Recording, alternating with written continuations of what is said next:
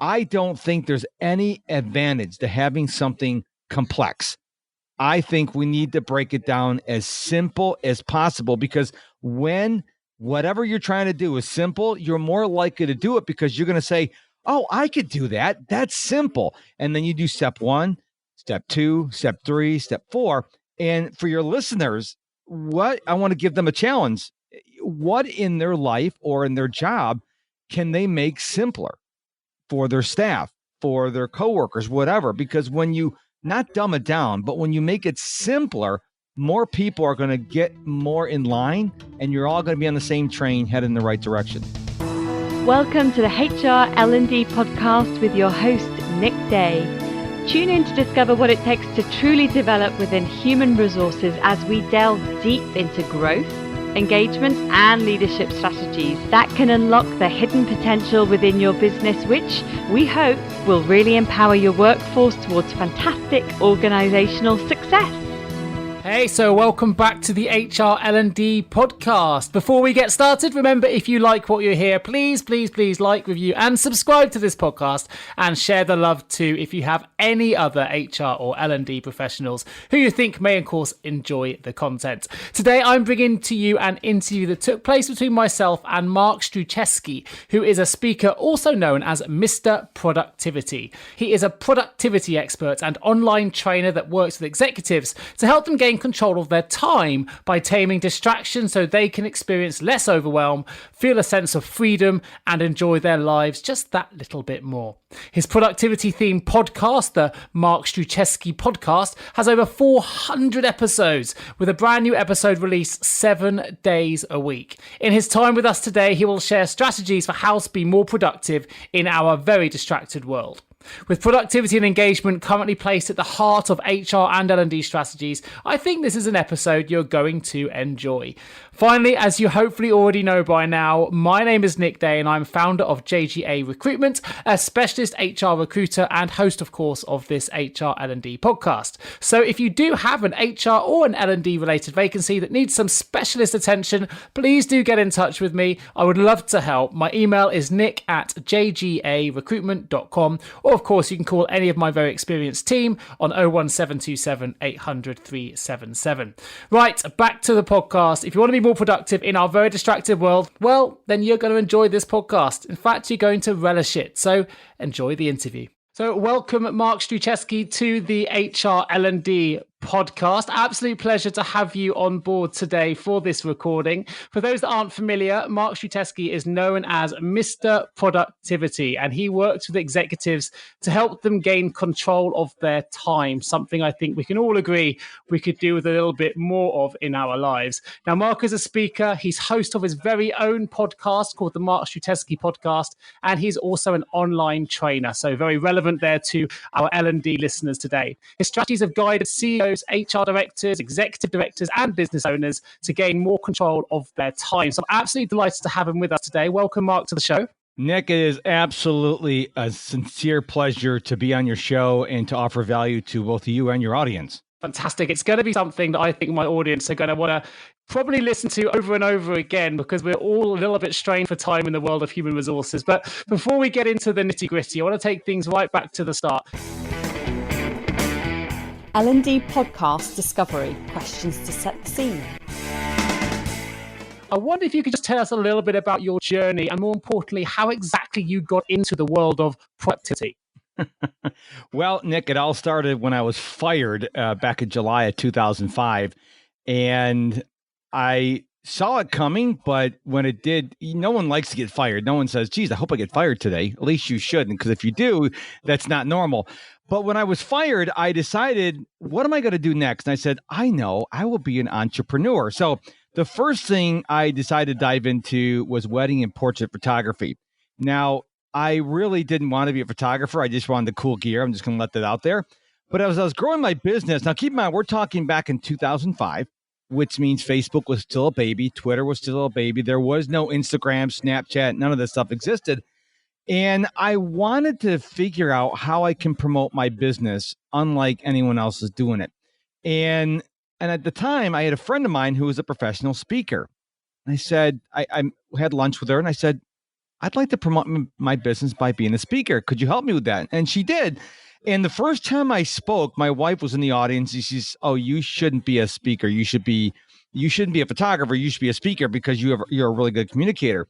So then I said, that's very interesting. So I started investing in coaches and try to help me, hone my message. I didn't want to be a speaker of photography. So I was trying to create other messages. I came up with a couple of them. One was from hopeless to hopeful. To this day, Nick, I don't know what I came up with that.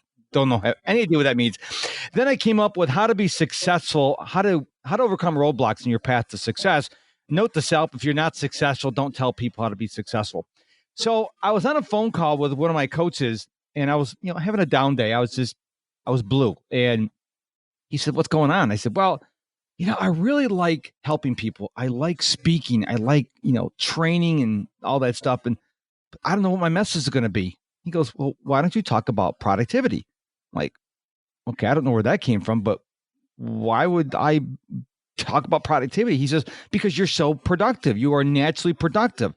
And I said to him, I said, "Well, isn't everybody?" And he started laughing and said, "No, most people are not productive." And so that my firing and my stumbling and bumbling in the entrepreneur world actually got me into the world of productivity. What a great story. And actually, for those not familiar, it's you have spoken as well at a couple of HR-specific events, particularly for the Society of Human Resources Management events. And you've also been involved in learning and development then since 2011. I think you've been involved in that space. You've obviously developed your own course, which I'm going to highlight a little bit later on in the podcast as well. But when it comes to HR and L&D, what are the biggest distractions that you've seen that I guess are affecting productivity? Well, there's 5 of them that I have labeled. Now, this is not an inclusive list. There are certainly many more, and then these are also in no particular order. So we have email, social media, people, the other human beings walking around this planet of ours. We have entertainment, and we have our own mindset. So those are the 5 biggest distractions that I see people have to deal with every day that are getting in their way of being productive human beings. Wow. Yeah. I mean, I can certainly associate myself with all of those 5 for sure. But productivity it's a really big umbrella, right? So are you focused more on distractions or are you focused more on productivity, or do you see them both as one and the same thing? All of the above. But I really focus on distractions because as I have honed my message, I've realized that distractions are what truly is keeping us from getting our work done. When we're working on a project, we're writing a manuscript, we're writing a draft, we're writing a report, and our phone is going ding or vibration, or people are walking in their office, or they're jackhammering the parking lot or the street outside.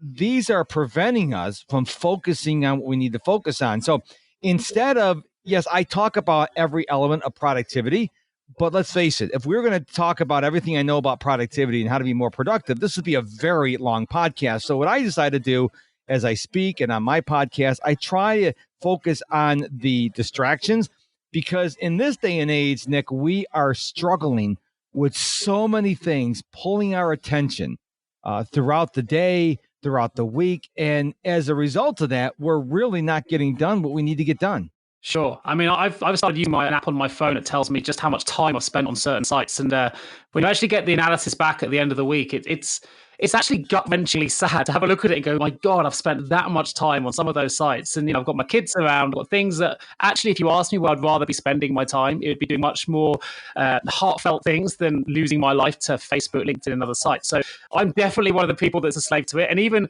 recording these podcasts, right, it's one of those only times I have to shut off all distractions. I tell my kids to stay inside, turn my phone off, turn off my email, and focus on just one thing. And it's very rare. It's one of the things I think I enjoy these podcasts is that little bit of moment you get to yourself, just to talk to one individual, knowing you're not going to get distracted. So I can absolutely get a feel for some of those things you're talking about there. And I noticed as well that you have also developed a basics of productivity course. I know this is something that walks us all through how we can improve our productivity step by step. I believe it's an online course that HR and L&D professionals can access themselves from your site directly, and I'll make sure I include a link to that in the episode notes. But I wonder if you could give us a quick overview of why you developed the course and basically what the course is all about. Now, that's kind of funny what you just said, Nick. Did you catch yourself? You said, basically tell us what the basics of productivity course is all about. Yeah. I don't know if the listener picked up on that, but I certainly did. Well, I wanted to create a course that, because let's be honest, I run into a lot of people who they want to be more productive. They have the best of intentions, but they don't know what to do. And so they become overwhelmed. Do I do this? Do I do that? I don't know where to start. And when you become overwhelmed, when anyone becomes overwhelmed, we get frustrated, we get angry, and we quit. So I said, how can I create a solution to people that would give them something that they can go through on their own? It's a 2-hour video course, just shy under 2 hours, that walks you through simple concepts of productivity. I believe in the incredible power, Nick, of simplicity. I think so many people out there have great products, but they're so complex. And I believe complexity is the gateway to procrastination. We need to make things simple. So if I give you one simple thing to do and you do it, now you have momentum on your side. So when I created the course, I said, okay, what are some of the simple things that people can do that will get them moving in the right direction? Because ones that, I don't know if your listeners remember this, but steam locomotives, when they first start, they're going really slow, but they're moving. And a lot of people I run into, they're not even moving. They're in the same place because maybe they've tried other things that didn't work, or maybe they were given bad information. And so they're just saying, okay, I'm just going to stay right here and I'm just going to relax.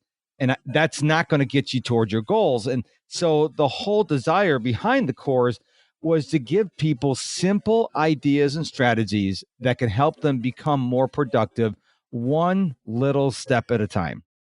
Sure. I love that. So, I know that's one of the biggest inhibitors to people getting started on a project or a new business or venture, whatever it might be, is the sum of all the parts together seems, somewhat overwhelming. So I guess what you're saying there is your course and yourself and your skills and your ability to teach productivity is don't always look at everything as one whole piece. You can break it down into smaller chunks and simplify what it is you're looking to achieve into smaller goals. Would that be correct, or am I slightly misaligned there? No, you're running the ball. Let's say we go out to dinner. Okay, you don't take the whole plate of food and just shove it down your throat. You take a bite of this, you take a bite of this, you take a sip of that, and I think people are unnecessarily making things more complex.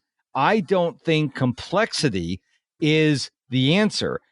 I'm a huge Apple fan, and I remember a story a number of years ago. I read an article somewhere where this missionary was in some third world country and he had an iPad, and one of the young children from the tribe who'd never seen anything with technology walked over, picked up the iPad and started using it because it's simple to use. Yes, there's more advanced stuff you can use, but I think we need, as a society worldwide, we need to get back to something that is concept of simplicity.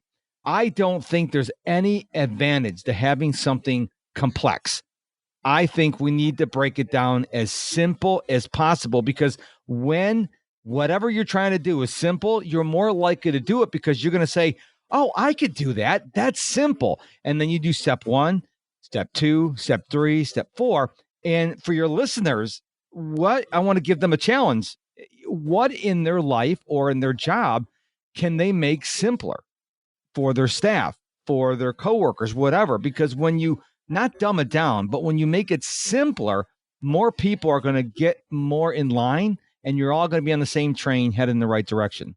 I love that. It's throwing up a couple of questions I'm going to bring into the mix here. And one is something that I've definitely fallen foul of, but that is, do you think sometimes businesses or products make things deliberately complex in order to find value? And I say that because I had a previous CRM within our recruitment firm here, and I was definitely sold by all the bells and whistles this CRM offered. But actually, when it came to using it, it was far too over complex that we actually couldn't get the value out of all the different bells and whistles they're offering because it was just too much for my team to get used to. And then a couple of years ago, we got rid of the whole system and I was resold to by the complete opposite, by a software that basically had very little bells and whistles, but was incredibly simple to use. And I found our team was much more productive as a result. But do you think that companies use complexity to find value in what they're trying to sell? That's a very interesting question. When you started asking the question, I thought of Snapchat. Snapchat is probably the most complicated social media platform out there. Most people pick it up and they go, what do I do? Or Instagram, oh, that's pretty simple. Click here, take a picture here, take a story here, make a movie here. And so I think that's one of the reasons why Snapchat never grew, is they made it complex. When I used to be working the corporate world, they would bring in software where, which is interesting to me, Nick, is they never asked the people who are going to use the software day in and day out. They had the C-suite people and the IT people talk to the salespeople for the program and the software, and they go, oh, yes, golly gee, we like it. And then they implement it, and us on the front lines are like, first of all, what was wrong with the one we just had? Second of all, and they never gave me an answer to that one, by the way. They never answered that question. Like, it worked. Why change it? Because that was blue and this is green? I don't have no idea. But then we would get real frustrated, and it would affect our productivity, because now we're like, okay, so instead of doing 3 steps on the old software, now I have to do 7 steps on the new. So how is this better? And then it goes back to what I said before. The complexity led to frustration, led to anger, and led to overwhelm. And then we started saying, this is so stupid. And then we spent more time gossiping and complaining than doing the work.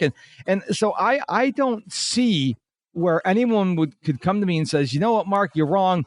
Complexity is so much better than simplicity.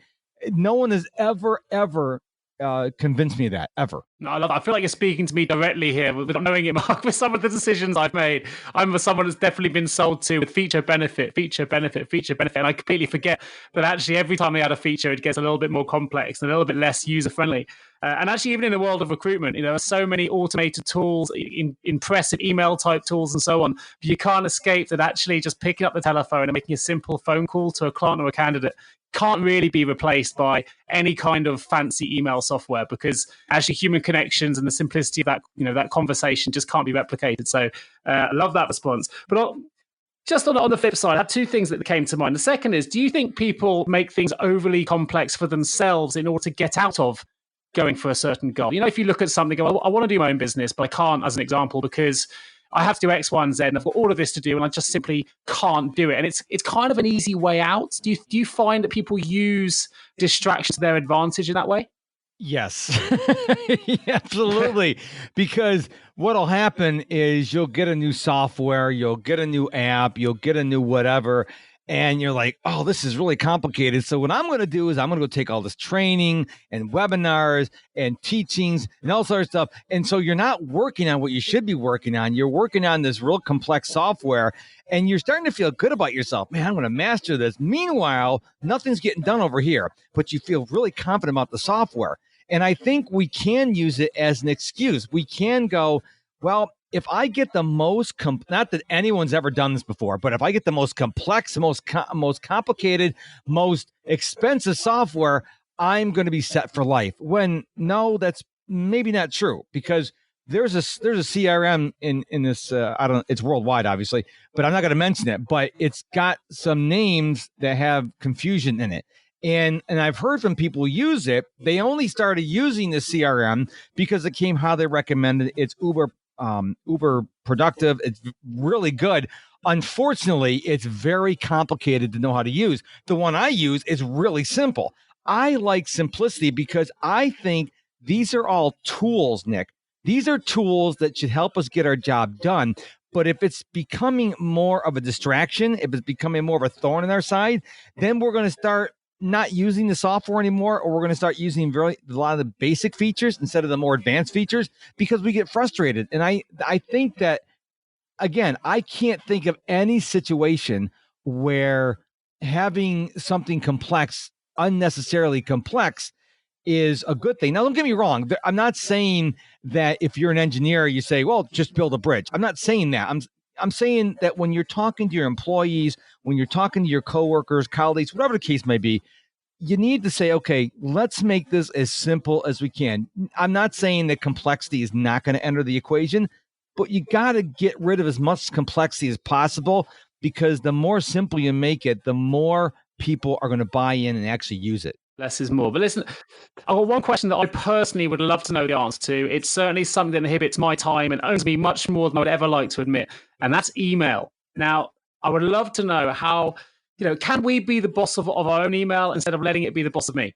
Yes, that's the short answer. Here's some of the things you have to do. Number one, for the goodness sake, turn off notifications, not only for email, but for social media.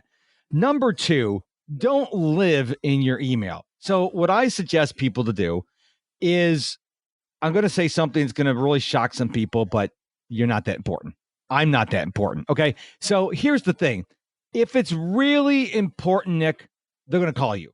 Okay. I think you and I would agree on that. So here's the thing. Maybe you get to work, you spend 15 minutes checking your email, and then you get out of the email program, you do the rest of your work, and then maybe at lunchtime, you check in. And then maybe before you go home, you check in. I have never gotten an email that was urgent, because people call me if it's urgent. And that's the second thing. The third thing is, I tell people, is look at the email you're getting in. I don't get that much email. I really don't. I don't sign up for email newsletters. I'll take that back. I sign up for 2 of them.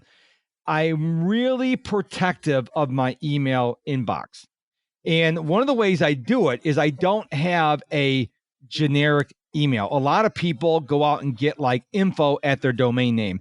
Now, all the spammers know info at, sales at, president at, CEO at, that, or if your first name is Nick at, that's what they do. Mine is unusual. So mine's my nickname at my website, and I don't get a lot of spam email. I probably get maybe 20 spam emails a week. I'm really aggressive on my email inbox. Because here's the thing. If your inbox gets out of hand, then you're going to miss the important messages. And so I'm very militaristic. Now, I'm really big on LinkedIn. And one of the things that really annoys me, so if any of the listeners out there are doing this, don't do it anymore, it's illegal, is because you connect with me, that does not give you permission to add me to your email list. It's against the terms and services for LinkedIn and your email service provider. And it's against the laws in Europe and America and Canada and everywhere else in the world. You can't just add someone to your list because you have your email list. You have their email address. And here's the thing. If you do that, Nick, I'm never going to buy from you ever, because you have violated my trust. And so that's how you take control of your email. If you close your email program, it's not going to turn back on, Nick. It's not going to log in and say, hey, Nick, hey, I'm here. Come check me. It's not going to do that. So you just get out of your email program, turn off notifications, and then realize that nothing is that critical in your email. If it is, I hope these people who are emailing you these urgent messages are bright enough to pick up the phone and call you, because if my house is on fire, Nick, I don't want my neighbor to send me an email. Okay. I want them to call the fire department and come over and knock on my door. That's what I want them to do. Well, I think reducing notifications is the first change I'll be making here, because I've got those switched on. I get them all the time. It is a distraction. It's a definite distraction. I'll be doing something productive. I'll get a notification, as you say, can be answered later, but I'll immediately go, well, it'll only take me 2 seconds. I'll do it now. But I guess those 2 seconds add up over the course of a day, and suddenly I'm still doing the task I started in the morning. So really good advice. Now, I have one other thing about your notifications. Turn off vibration mode, because what people do, they say, I mute my phone, I put the phone face down. And what happens when your phone's muted? You have vibration mode on and you get a call, a text message, or notification. What does your phone do, Nick? Yeah, it vibrates. But curiosity is even worse as well. So you're desperate to look at it if you know something's there. Exactly. So anything. And if this was a video podcast, not a video podcast. If this is an article, I would have it bolded, highlighted, arrows pointing to it with blinking on and off. Any distraction causes you to stop what you're doing, to lose focus. So you could sit there and go, oh, the vibration doesn't bother me. I'm telling you, bzzz, you might as well read the message, Nick, because you've already had your distraction get interrupted. So it doesn't matter. You see what I'm saying? It doesn't matter, because once that sound, someone knocks on your door, the dog across the street barks, a big truck comes lumbering down your street. As soon as anything distracts you, you've lost your focus. So you might as well answer the phone at that point. Sure. No, I totally agree. Well, listen, we've got a lot more to get through. I'm really keen to, just after these next few questions, we're going to find out a bit more about yourself. We're going to find out about how we can tame the beast known as social media. And we're going to find out how we can, improve our productivity no end in the second part of this podcast. Before we do, we're going to find out a little bit more about yourself, Mark. Time to find out more about you. first things first, how do you, someone who is obviously known as Mr. Productivity, I'm really keen to know the answer to this question, is what do you do to relax in your downtime when you're not distracted? Well, I do get distracted. Even Mr. Productivity does get distracted. But in my downtime, I'm an avid runner. A quick story is we had Hurricane Harvey stop by back in 2017, the end of August 2017, and we got 51 inches of rain in like 2 or 3 days or some crazy thing like that. But during the storm, I read an article on runnersworld.com that said, what I learned for running 1 mile a day for 250 days in a row. I said, I could run a mile every day. And so on August 29, 2017, the day after the storm left, I committed to running every day. Now I run 3 miles a day, but I run over 721 days in a row. And people say that's relaxing. Yes, it is relaxing because I just listen to an audiobook or a podcast or music and I go out for 30, 35 minutes and I go running. So I love that. I'm an avid reader. There's a phrase, readers are leaders and leaders are readers. If you look at the high performers in the world, they're all avid readers. Bill Gates, Barack Obama, Elon Musk, Brendan Burchard, Tony Robbins, they all read. And so I read a lot. I do watch, this is going to shock you, Nick. I do watch some television. I don't watch it live. I watch the Super Bowls, the only thing I watch live. I watch TV. I do have some silly, stupid shows I watch, but I don't watch them unless I have a good day. So I think if you have a good day, a good productive day, and you want to, I don't know, play Fortnite for an hour, I think it's okay. I think the problem is when you're doing these fun things and you're not doing your work. So I do watch TV. I do like to hang out with my dog and my wife comes home from work. We hang out together and stuff like that. So I work, my schedule mirrors her. So she works Sundays through Thursdays and I work Sunday through Thursdays. And my hours, when she goes to work, I go to work. So when she's home, I'm home because I work out of my home. So I mean, it doesn't sound, I don't go out in the beach and, I don't, this is what I do for relaxation. And so I don't know if it's the answer I'm looking for, but that's what I do. Pretty similar to me, dude. So I'm pretty happy with that. All the things you've mentioned, the kind of things I like to do myself. So I totally get all of those things. I'm a keen runner, keen athlete myself. So no, I totally get it. And as you say, the best time to be productive for me when I'm running is I can do something else at the same time. I can learn from a podcast. I can listen to an audiobook. And it's amazing to be able to do two things at the same time. So big fan of that. For yourself, who are the two people who have been the most influential to you in your career that you can give a shout out to now? Number one will have to be Brendan Burchard. He's the guy who created Experts Academy. He has actually been named by, I think it was either Success Magazine or Oprah Magazine or both, or Oprah both, I don't know, as the number one leading trainer in the world. So I went through his Experts Academy. I highly recommend it. I've never met him, but he came from nothing and he's like huge now. So there's then also another guy is Grant Cardone. Now I don't like Grant Cardone. I have trouble with people because this is the year 2019 and it's cool to use vulgarity everywhere. I purposely have gone the opposite direction. I purposely don't swear. It has nothing to do with my religious beliefs. It just has to do with the fact that I want to be countercultural. So everyone's dropping F-bombs. And so I don't do that. So I don't like his choice of language, but his books, The 10X Rule and Be Obsessed or Be Average, they're phenomenal books. So those two people, neither of whom I have met. Of course, I got to say Tony Robbins. Tony Robbins was probably the first motivational guru I already followed. I read The Waking the Giant within that tomb of a book like twice.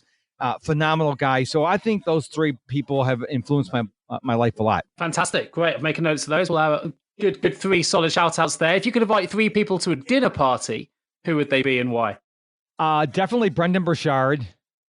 I don't know if I would invite Grant Cardone or someone else as Gary Vaynerchuk because I don't like the potty mouth. I know Tony can keep it under control. And I think the third one would probably be Oprah Winfrey. Her story is amazing. Those who don't know her story, is she was rejected countless times. When she started getting the broadcasting, now she's like, I guess, the wealthiest woman in the world or one of the wealthiest women in the world. And she has overcome so much. If you look at every successful person, nobody was born a billionaire. They worked themselves to that point. And I really enjoy following people who have overcome all odds, who overcome all the naysayers and all the rejections. Tim Ferriss is another gentleman. His book, The 4-Hour Work Week, was rejected 37 times. Can you imagine those other 37 rejection people looking at his book now and go, I think we messed up on that one. Yeah, love Tim Ferriss. Love a big avid follower of Tim Ferriss myself. I've read the book, follow his podcast, great guy. And, it's a bit of a cliched saying, but it's true. It's the most successful people are those that have failed the most times. So it's, I like that. So listen, we're going to jump back into part 2. Have you ever asked yourself, how can any recruiter understand my HR recruitment challenges? Please don't give up on your hiring challenges just yet. Here at JGA HR Recruitment, we appreciate the difficulties associated with attracting, recruiting and retaining top human resources talent. We also understand just how costly a poor hire can be. JGA HR Recruitment would like to partner with you to help you overcome your hiring challenges. Contact us today on 01727 800 377 or visit jgarecruitment.com to find out more. The L&D Podcast. Final questions to help listeners engage, learn and perform. 5 key questions are going to jump through into, let's all not kid ourselves here. We're all really, really busy people. HR and L&D professionals in particular are extremely busy, pushed to the limits by employees from left, right and centre. But at the same time, we all want to be more productive. So, look, Mark, with this in mind, is it really possible to be productive in such a busy and distracted world, particularly in the world of HR and learning and development? Hashtag no excuses. You can be, you like how I did that? You can be as productive as you want to be. I don't want to hear excuses. Oh, I'm so busy. I don't want to hear that. I had an HR director who was a client of mine, and she was not in a great environment because for reasons to this day I don't understand, Nick. Her company decided, you know what, we should take the HR director and put her in a glass bowl. In other words, she put her in an office that had glass all the way around. So people could see she was in her office and they'd come by and wave and tap on the glass. Why would you do that? I don't understand that. But one of the things I told her, because she told me that when you're an HR director, it's like having flaming arrows shot at you all throughout the day. And unlike most people, HR people can't really plan their day because somebody may have to get fired, someone may lose a loved one, have to be consoled, and so they can't really plan those days. And she goes, I'm so stressed, I don't know what I should do. And I said, well, you need to take what I call micro breaks. And she goes, what are those? And I explained to her, you need to get up from your office, leave your phone behind, you need to walk outside for 3 to 4 or 5 minutes, whatever the case may be. Don't talk to anyone, don't think about anything, don't plan the rest of your day, and just close your eyes and do some deep breaths. And of course, she's an HR director, and she goes, I don't have time for that. I'm like, okay, you just told me that you're stressed, you're overwhelmed, you're frustrated. Why don't you try it? She goes, all right, I'll try it. And so she did it. And our next coaching call, she came back to me. I said, how'd it go? And she goes, oh my goodness. I cannot believe what a difference a 3 or 4 minute micro break made, because she actually went out. She told her executive assistant, don't tell anybody where I'm going. She would go out, I guess, the back of the building where nobody goes out. And she just went out there and she was quiet for 3 to 4 minutes. And she did some deep breaths and she just closed her eyes and didn't think about anything. And she goes, that gave me so much energy. She goes, it's very addicting, these micro breaks. And everybody has time to take a micro break. But here's the key, Nick. When you take a micro break, get away from your work area. You need to physically get up and walk away. I highly recommend, unless it's torrential downpour or thunder and lightning, go outside. Don't talk to anybody. Don't be on your phone. Don't be surfing Instagram or Facebook. Close your eyes and do some deep breaths. 3 to 4 minutes total. And that's 3 to 4 minutes after you get outside. It's going to change your energy level. It's going to make you more productive. And hashtag no excuses. If you're on the 90th floor of a high rise, take the elevator. Okay. I don't want to hear excuses. This works for every single person I've told it to, and they've actually fell through and did it.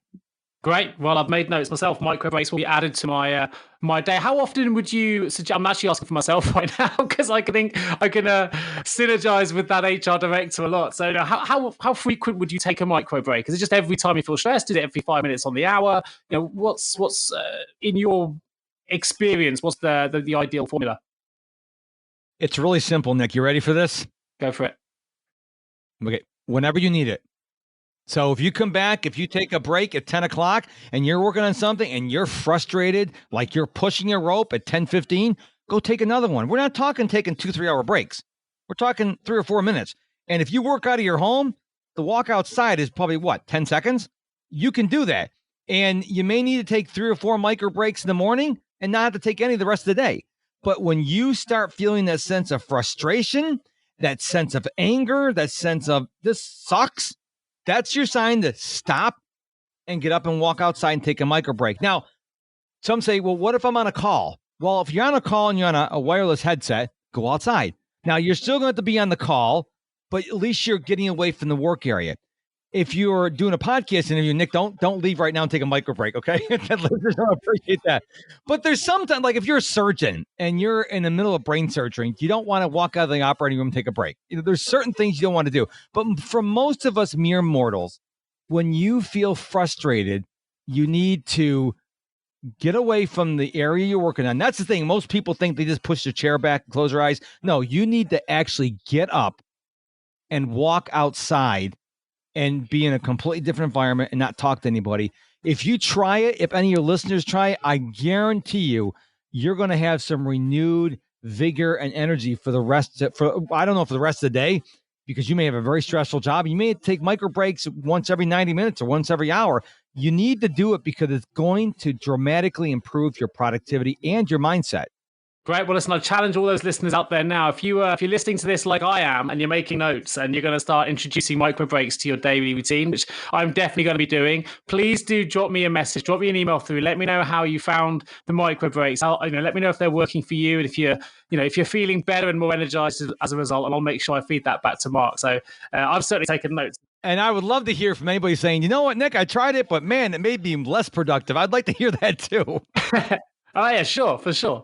So look, this leads me to question number 2 here, which is, the beast that controls so many of us now. And it didn't even exist 10, 15 years ago, but it exists today. And that's the beast known as social media. What can we do to tame it going forward?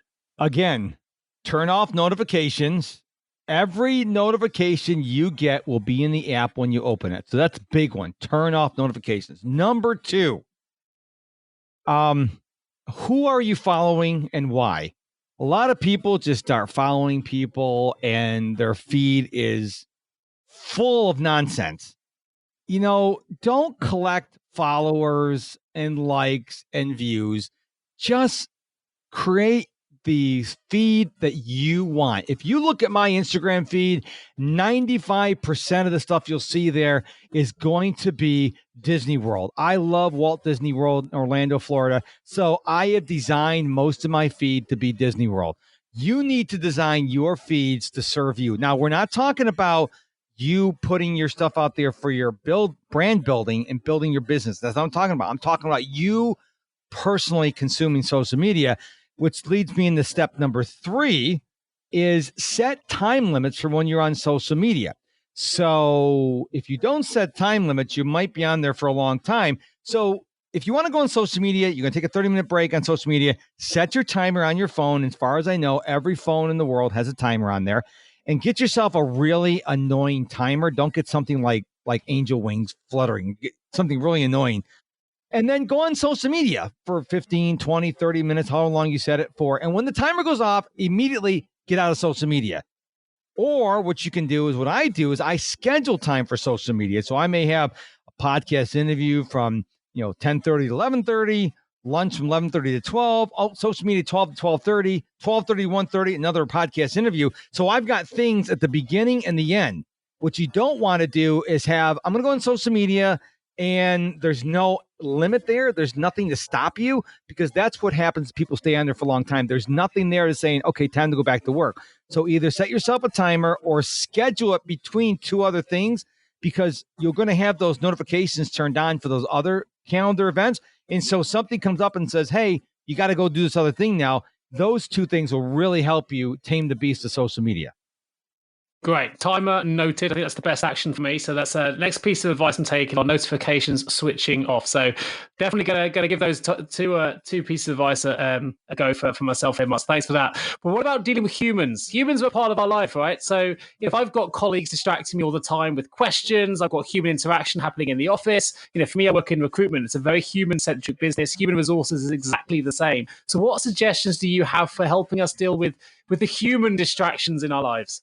The biggest tip I can give for people is if someone comes to you and wants your time and you don't have your time, you don't have any time for them, don't let them in your world. What you do is you say, listen, Jane, I don't have time right now, but I do have 15 minutes at 2:00 this afternoon. Will that work for you? What a lot of people do is they're working on the project. Jane comes in and they'll say, got a minute? And you're like, not really. Yeah, sure, Jane. And so we become people pleasers. Well, first of all, you're still thinking about your project. You're half listening to Jane and you're getting frustrated because she interrupted you. It will be better to say, listen, I really don't have the bandwidth for you right now, but I want to help you. So can you come back later at 2:15? Now, what this does is now it's telling them, okay, number one, you heard them because you're repeating back what they need. Second of all, you're offering a solution. Now, if they say, no, I really, really need your help right now. I mean, I got to, then take a second. Okay, what is it? And they'll say, well, ABC. That can wait till 2:15 this afternoon. Because a lot of people, I once heard the saying, a lack of planning on your part does not necessitate emergency on my part. A lot of people will do really poor planning, and then they'll have to have an answer from you 15 minutes before the meeting. And they'll come in your office all in a panic. And you're like, Jane, when did you know about this? Oh, 3 weeks ago. Oh, so now you're coming to me. You knew this for 3 weeks ago. See, what happens is until we start retraining our coworkers, which could be above us or below us in terms of seniority, in terms of authority, you need to say, listen, I can't do it right now. I'm in the middle of doing something right now. Don't let people lack of planning or their irresponsibility pull you away from something you need to work on. Because if you go help Jane and you bail Jane out, well, now you may be suffering on the project you're working on. Does that make sense? Yeah, totally. I like that. And that's definitely something, again, I fall foul of. I seem to be a great test case for you right now, Mark. I'll always think, it'll take me 2 minutes, I'll quickly do it, and then suddenly you get 3 or 4 inquiries and you've lost half an hour before you even know it. And as you say, your mind's distracted anyway, and you sometimes it's hard to switch back onto the project you were doing before. So, noted to self, if my team are listening to this, expect me to give you some time slots the next time you try and grab me in the office. Now, the 2 things that I've picked out in terms of my research on some of your handling distraction techniques, and one of those is, as a productivity expert, you actually say it's okay to watch TV and video games. You mentioned it a little bit earlier on. I just wonder if you could expand on, it wasn't something I was expecting to see when it comes to productivity. Well, we were never put on this planet to work. We weren't. We were designed to enjoy life, and we were designed to work. And I think that if you are lazy all day, then no, you shouldn't go on Hulu or Netflix or watch TV or play video games. But if you put in a good, productive day of work and you got a lot accomplished, or even if you didn't get a lot accomplished, but you served a lot of people and you worked real hard, you should watch TV or play video games at night guilt-free. But I think a lot of people are making watching TV or playing video games non-negotiable, regardless of how good of a day they had. And I'm like, no, earn the right to watch TV, earn the right to play video games. I don't have a problem with that. I have a problem with people who are just doing the minimally less, what's the word I'm trying to say? Minimal work possible during the day. And then they're like, well, I'm going to watch TV because I've got to watch TV. TV is the most important thing I have to do today. I'm like, really? I don't think so. I think I already follow that philosophy myself, but rather than rewarding myself with TV or video games, I reward myself with wine. I think if I had a good day, me and my wife will always sit down and have a good glass of wine. If it's been a pretty rubbish day, I don't quite feel like I can reward myself with it. So maybe I'll take that into the world of TV and video games as well. But no, that makes perfect sense. But the other distraction you mentioned is ourselves. And I'm not sure I fully follow this one, Mark. So I wonder if you could just explain what you mean by, the 5th distraction in our lives often being, yours truly, myself or ourselves. How can we deal with us? We get in our way So many times, Nick. It's unbelievable when people come to me and they say, well, I got this problem and that problem. I'm like, that's you. It's because we like to blame other people. And I think sometimes it goes back to what I said about the micro breaks and about pushing a rope. If you've got to get a project done and you're frustrated, you're overwhelmed, and nothing's getting done, and you're like, well, I'm too proud, I've got to get this work done. Well, you're getting in your way, because if you would have taken 3-4 minutes to take that micro break, now you'd be more productive. But what you're doing is you're being stubborn, and you're saying, no, I'm too good to break. I don't need to take a break. And your body's saying, dude, we're not going to get this done if we are not going to take a micro break. Okay. So we get in our way. We make excuses. Like, I don't have time to read. Reading is stupid. Okay. Bill Gates, one of the richest men in the world, reads all the time. Tony Robbins, Oprah Winfrey, Elon Musk, they read all the time. So you're better than they are? I mean, so people make a lot of excuses, and I think we justify, well, I can't do this because of thus and such.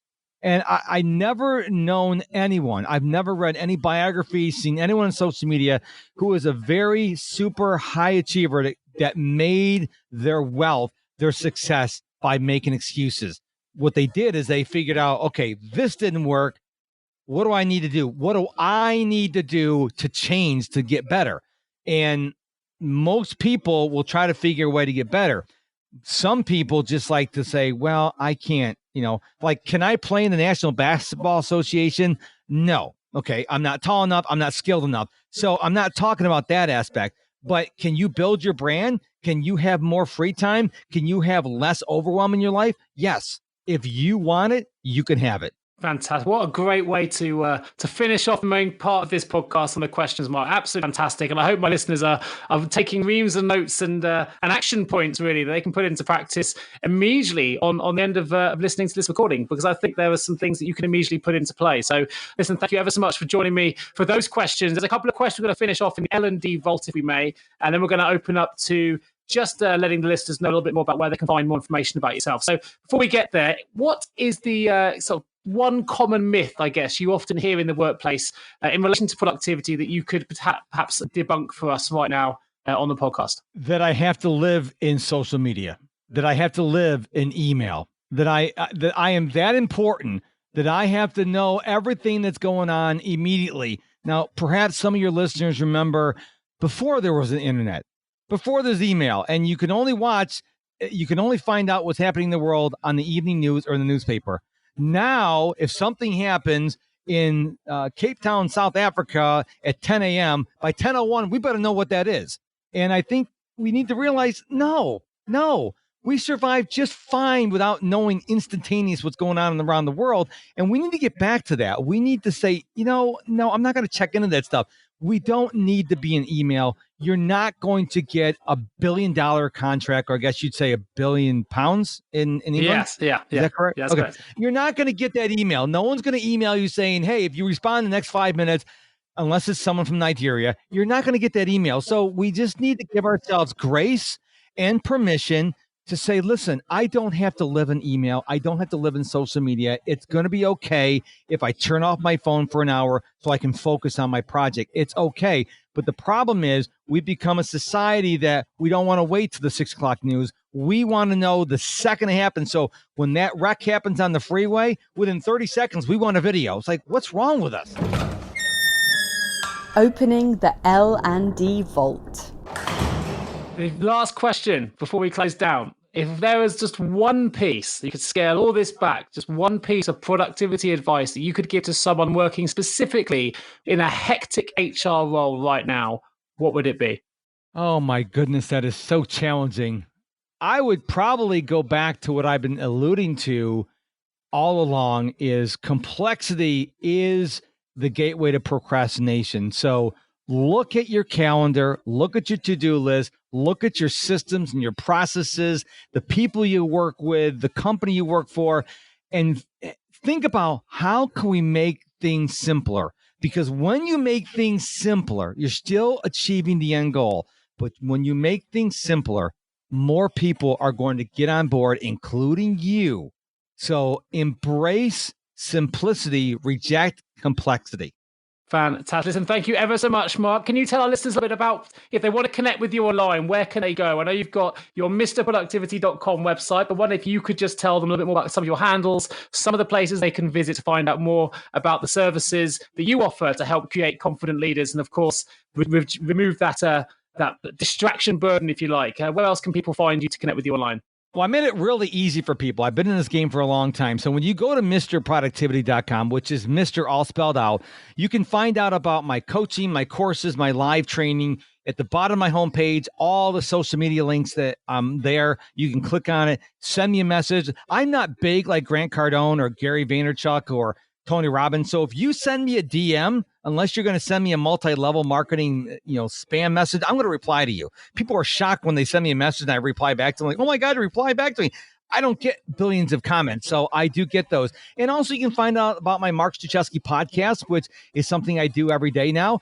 Everything you need to know about me, Nick, everything literally is at mrproductivity.com, which, fair disclosure, it's just a redirect because nobody would be able to find markstruczewski.com. So I went out and got the domain mrproductivity.com, and you're welcome. Fantastic. I will, of course, put links to all of the different sites in the episode notes as well. So if you want to save a little bit of time, go straight to the episode notes and you can find all the different links there to his LinkedIn, Instagram, Twitter, Pinterest, and of course, the podcast and the mrproductivity.com website as well. Of course, if you are an HR L&D professional listening to this podcast right now and you have an HR, HRIS, or L&D related vacancy and you would love some specialist HR recruitment support, then please do get in touch with me. My name is Nick Day and my email address, of course, is nick@jgarecruitment.com. As for now, thank you ever so much for listening, folks. I look forward to bringing you the next episode of the HR L&D podcast real soon. I just want to say a huge thank you once again to Mark Struczewski for joining us on this fantastic and very valuable HR L&D podcast. Thanks, Mark. Thank you for having me on your show. It's an absolute honor to be here. Thank you so much for tuning into HR L&D podcast with your host, Nick Day of JGA HR Recruitment. If you need help with a current HR, payroll, or L&D vacancy, then please get in touch with Nick and his team. All contact details can be found in the episode notes. In the meantime, to make sure you never miss a future episode, please subscribe to the show through any of your favorite podcast channels. Till next time.